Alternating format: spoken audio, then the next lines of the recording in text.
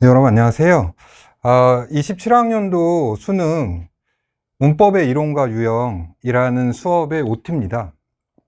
언매 선택자들 문법 문제 교재고요.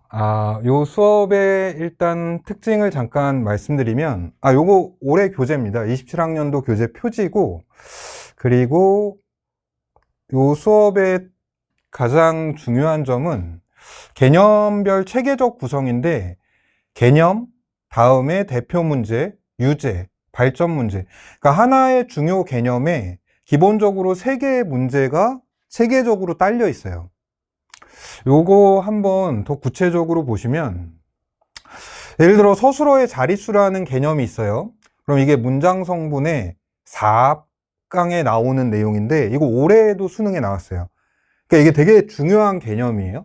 그럼 이 개념을 설명을 해요. 서술어가 필요로 하는 가로가 몇 개일까? 요 가로 뭐 들어가는지 아세요? 네, 서술어가 필요로 하는 필수 성분이 몇 개인가입니다. 그럼 이제 필수 성분은 도대체 뭐냐? 그리고 서술어가 필수 성분을 하나만 필요로 할 땐 한 자릿수 서술어, 2개 필요로 하면 2자릿수 서술어, 3개 필요하면 3자릿수 서술어, 이렇게까지 있어요. 예문을 통해서 충분히 설명을 합니다. 그럼 이제 이 개념 설명이 끝나면 옆에 보시면 그 개념 옆에 대표 유형이라고 들어가 있어요. 대표 유형 3번이라고.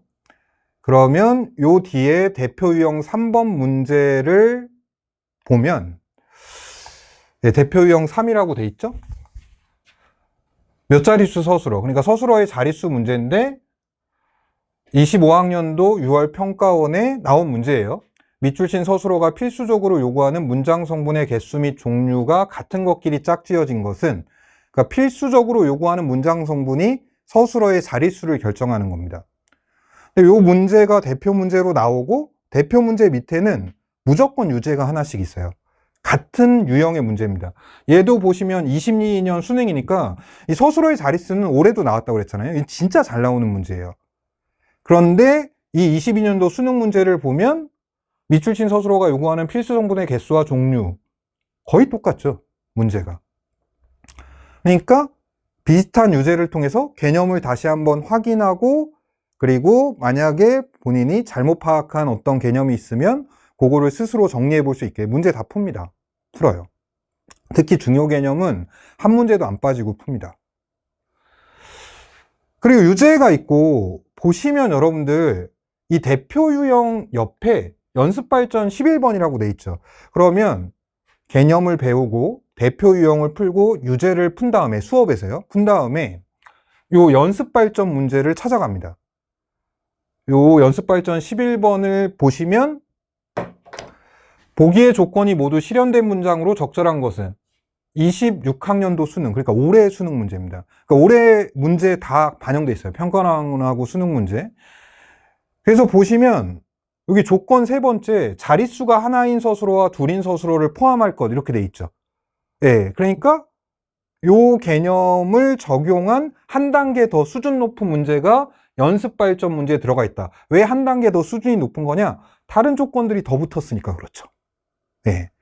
그래서 개념부터 요 기본적인 개념을 확인할 수 있는 대표 유형 문제, 그리고 그와 완전 유사한 유제, 역시 평가 문제고, 그 다음에 한 단계 업그레이드된 연습 발전까지 하나의 개념에 쭈루룩 연결해서 한 번에 볼 수 있게 구성되어 있습니다. 수업을 그런 식으로 합니다. 그러니까 되게 효율적이에요. 공부를 해 나갈 때 기본 개념부터 난이도 높은 문제까지 하나의 개념으로 쭉 연결된 구성을 취하고 있습니다. 수업도 그렇게 이루어지고. 그리고 다른 특징을 보시면 개념의 재확인과 실전력 상승이라고 되어 있는데, 이 개념의 재확인은 OX 퀴즈고 실전력 상승은 피드백 교재가 따로 있습니다. 이거 2개 따로 이제 별개로 말씀드리면, 예를 들어서 이제 문장 성분과 문장이 4강인데 거기서 뭐 서술어의 자릿수 개념도 나오고 조사의 종류도 나오고 뭐 이런 것들 나와요. 그러면 그 파트가 끝나는 부분에 OX 문제가 이렇게 나와요.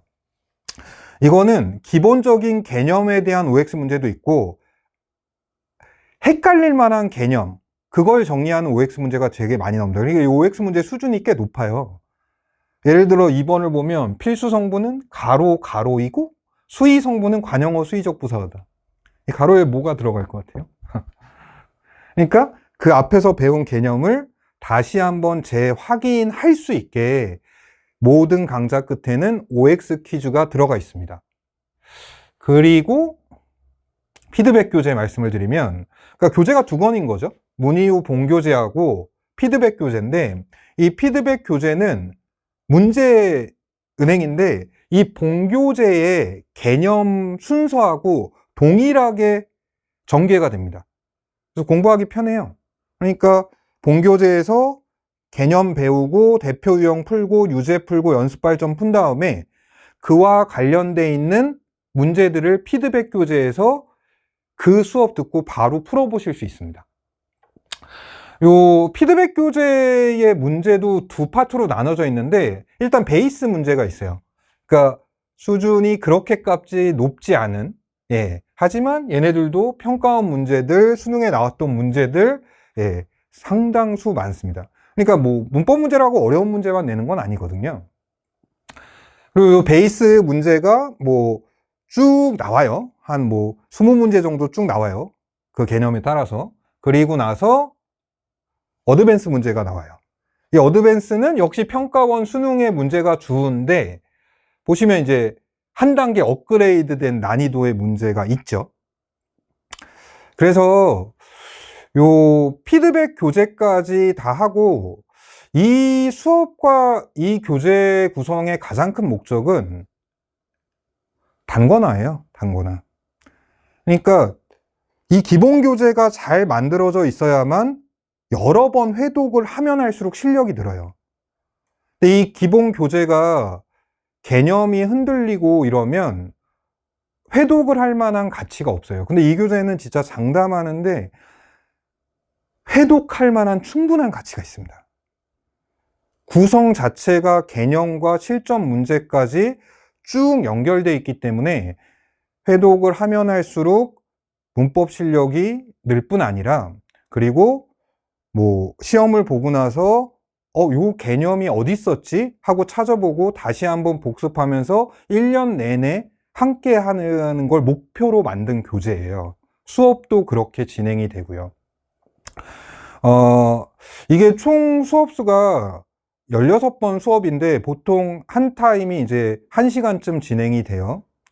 그러니까 이게 제가 학기 초반에 문법을 하는 이유는 먼저 확실히 정리하시고 그 이후에는 이제 모의고사나 시험에서 문제를 만날 때마다 이 교재를 통해서 그 파트 찾아서 확인하시고 부족하면 다시 한번 개념부터 해서 문제까지 풀어보시면서 정리하시고 그래서 학기 초반에 이 수업을 먼저 하는 겁니다. 문법을 정리하고 정말 요즘에 문법 문제가 실전적 풀이 능력도 대단히 중요하거든요. 근데 얘는 이제 분명히 어드밴스 문제나 연습 발전 문제를 통해서 단순히 개념을 아는 게 아니라 이 개념들이 이 문제에서 이렇게 활용하는 걸 본인이 직접 확인할 수 있게 수업하고 만든 교재니까 함께 하시면 분명히 큰 도움이 될 겁니다. 저 문법 잘해요. 문법 진짜 잘 가르쳐요. 진짜 들어보시면 알아요. 여러분들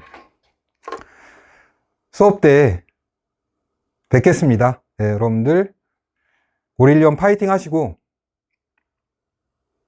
열심히 하시고 여러분들 공부하는데 큰 도움이 될 수 있게 수업하도록 하겠습니다.